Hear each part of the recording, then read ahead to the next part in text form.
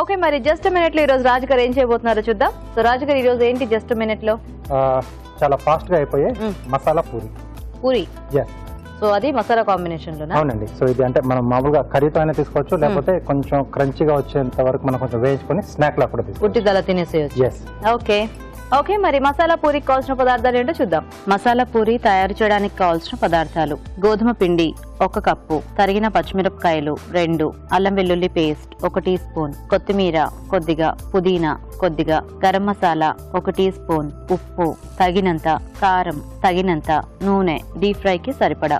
ఎప్పుడు పూరి కూర చాలా కామన్ కదండి, మరి ఈ రోజు రాజు గారు కొంచెం వెరైటీగా మనకి మసాలా పూరి చేస్తానంటున్నారు. మరి అది ఎలాగో చూసి మనం కూడా నేర్చేసుకుందాం. సో రాజు గారు ఎలా చేసుకోవాలి మసాలా పూరి? సో చూపిస్తానండి. సో ముందుగా మనం డీప్ ఫ్రై కాబట్టి ఆయిల్ వేడి పెట్టేసుకుందాం. ఓకే, బౌల్ ఇస్తారా? గోధుమ పిండి, ఓకే,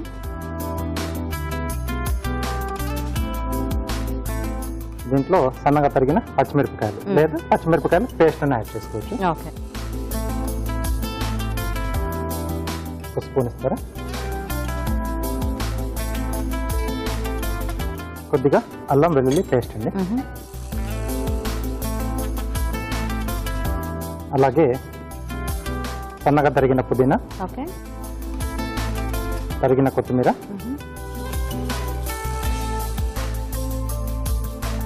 కొద్దిగా గరం మసాలా పొడి, ఓకే,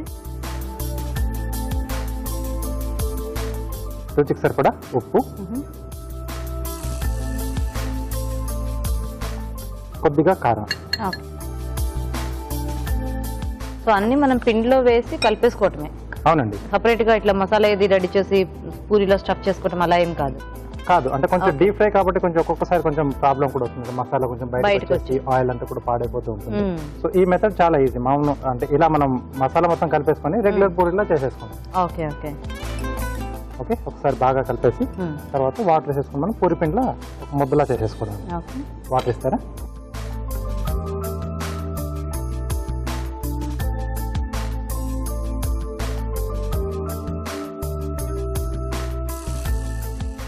మీరు ఆ పిండి రెడీ చేసేస్తూ ఉంటారా?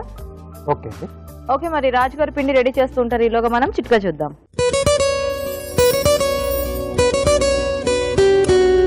మీకోసం మరో చిట్కా. స్లిమ్ గా అవ్వాలి, అధిక బరువు వదిలించుకోవాలి అనుకునేవారు ఈ చిట్కా ట్రై చేసి చూడండి, మంచి రిజల్ట్ ఉంటుంది. క్యాబేజీ, తోటకూర, బ్రకోలీ 3 కట్ చేసుకుని కొద్దిగా పెరుగులో వేసుకుని కొద్దిగా టేస్ట్ కోసం సాల్ట్ కూడా యాడ్ చేసుకుని భోజనానికి ముందు లేదా భోజనం చేసిన తర్వాత తింటూ ఉండండి. జీర్ణక్రియ బాగా మెరుగుపడుతుంది, మలబద్ధకం తగ్గుతుంది, గ్యాస్ ట్రబుల్ తగ్గుతుంది, అలాగే వెయిట్ కూడా తగ్గుతుంది. టడాయ్, పిండి రెడీ అయిపోయింది. నేను కలపలేదు, రాజుగారు కలిపారు. నేను చివరిలో బిల్డప్ ఇచ్చానంతే. సో ఇప్పుడు పూరీలో తీసుకుందాం. సో రాజుగారు ఇంకా పూరీ చేసేసుకోవటమేనా? అంతేనండి. కొద్దిగా ఆయిల్ అప్లై చేసుకుని ఓకే,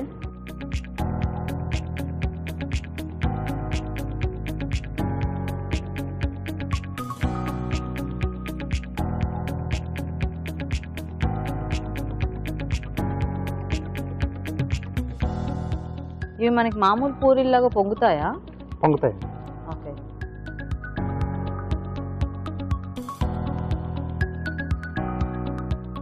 మంచిగా అలా పొంగు రావాలనుకుంటే మనం కలిపిన తర్వాత కాసేపు ఒక తడిగుడ్డ కప్పేసి కాసేపు అలా పక్కన పెట్టేస్తే పిండిని కొంచెం నానబెట్టేస్తే కాసేపు నానాలి. Okay okay.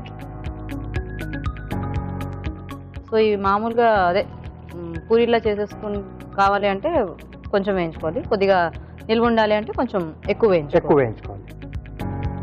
So చెక్కల్లాగా. Yes. Okay, అప్పుడైతే ఇవి ఎన్నో రోజులైనా నిల్వ ఉంటాయేమో కదా రాజు? అంటే తేమ ఏమి ఉండదు కాబట్టి మనకి ఎక్కువ రోజుల వరకు నిల్వ ఉంటుంది. ఓకే,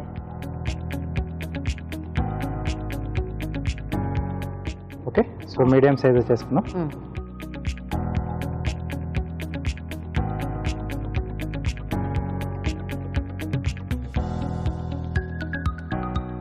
సో ఈ పుదీనా ఇవన్నీ కొంచెం ఎక్కువ యాడ్ చేసుకున్నాం కదా, కొత్తిమీర ఆకులాకి. సరే, కొంచెం ఇలా నొక్కి పట్టేస్తే మనకు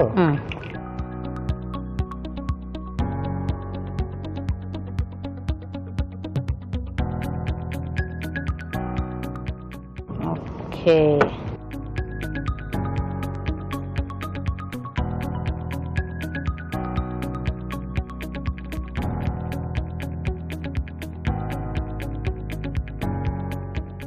సో వీటిలో కూడా కొంచెం సింపుల్ గా వాముతో చేసుకోవచ్చు.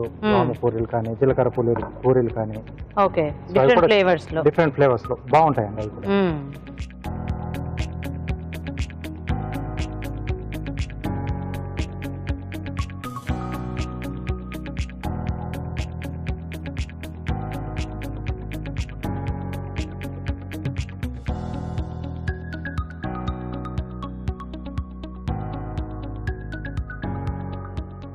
నేను ఈరోజు ప్లేట్ గార్నిష్ చేస్తున్నాను. ఓకే ఆరెంజ్ కీరా. సో వీటితో ఫ్లవర్ షేప్ లో కట్ చేస్తున్నాను. సో ముందుగా కీరా ఓవెల్ షేప్ లో కట్ చేసుకుంటున్నాను. స్లైసెస్ చేసుకోవాలా? అవునండి. ఓకే.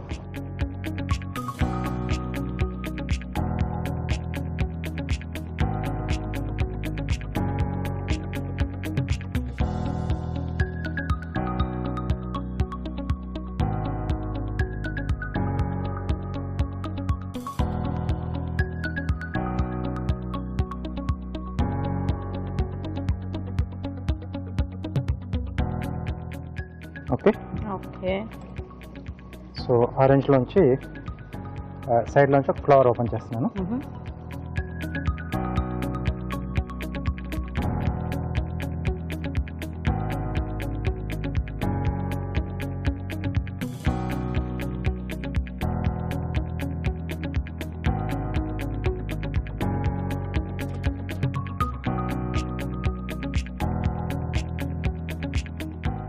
సో ఒకసారి మళ్ళీ డీప్ వరకు కట్ చేసుకోవాలి. మనకు కొంచెం సపరేట్ కావాలి కదా. ముందుగా ఒకసారి మార్కింగ్ ఇచ్చుకొని సెకండ్ టైం మనం డీప్ వరకు వెళ్తే మనకు షేప్లో వచ్చేస్తుంది. సో మధ్యలో గ్రేప్ పెడుతున్నానండి, కొంచెం కట్ చేసి హాఫ్ కట్ చేసి. ఇవన్నీ కూడా వేగిపోయినట్టుంది, తీసేసుకోవచ్చు.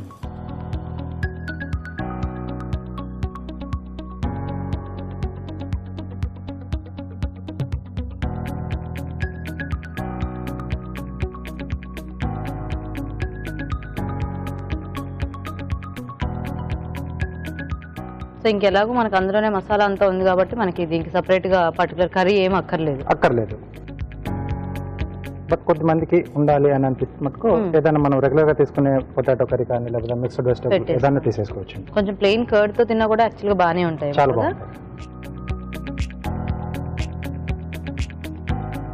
సో ఫస్ట్ కీరా స్లైసెస్ అరేంజ్ చేసుకోవాలా? Yes.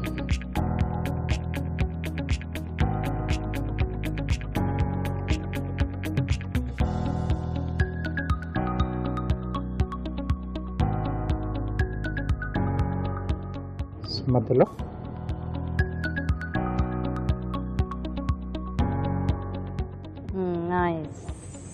Okay masala puri ready. Wow, చాలా బాగుంది రాజు గారు, ఫ్లవర్ కూడా. Thank you.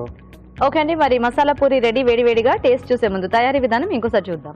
మసాలా పూరి తయారు చేసే విధానం: ఒక బౌల్లో గోధుమ పిండి, తరిగిన పచ్చిమిరపకాయలు, అల్లం వెల్లుల్లి పేస్ట్, పుదీనా, కొత్తిమీర, గరం మసాలా, ఉప్పు, కారం వేసి కొద్దిగా కాచిన నూనె వేసి తగినన్ని నీళ్లు పోసి చపాతీ పిండిలా కలుపుకోవాలి. ఈ మిశ్రమాన్ని కొంచెం కొంచెం తీసుకుని పూరిలా ఒత్తుకొని కాగే నూనెలో వేసి డీప్ ఫ్రై చేసుకోవాలి. అంతే, మసాలా పూరి రెడీ.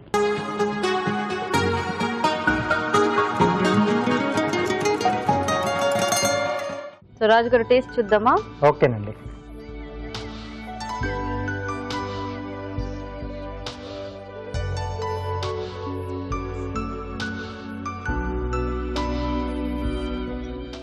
బాగున్నాయి, అన్ని ఫ్లేవర్స్ కూడా బాగా తెలుస్తున్నాయి. అవునండి.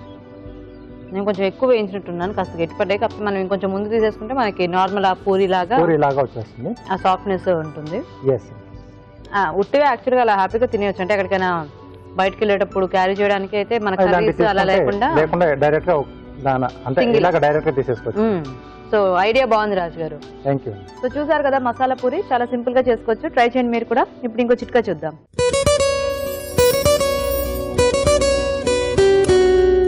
ఇప్పుడు మీకోసం ఎంటీఆర్ మసాలా వారి చిట్కా.